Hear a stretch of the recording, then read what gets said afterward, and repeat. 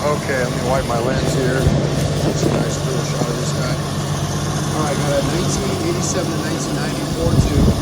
This will work on a CJ, but there are some differences. Mainly, well, we go over the differences if you call me. But I'm just going to tell you right now, your valve cover, you'll need to use a wide deal like this valve cover, which we include valve cover. So, it's oil pan valve cover, all the intake, exhaust, mounting brackets, all that gets pulled. You need that something for quality. But, as you can tell, it's got a couple cool units down here, but it didn't run good. It's only got 125 gallons. I'll show you that here in a second. But I just want to show you, what you get. And a little bit of a miss sounds like, but here's the idle. Yeah, a little drop there, but no big deal. Here's your oil pressure. Good oil pressure.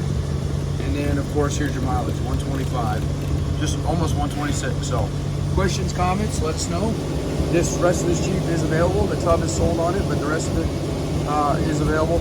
Does have heater, factory AC, or excuse me, does have AC, factory AC, and that's going to be sold with this whole setup here. You'll get all these brackets.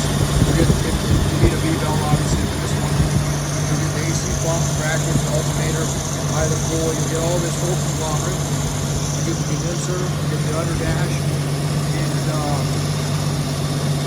I'm trying to think, probably a few other things I'm not thinking of, but you get everything. Okay.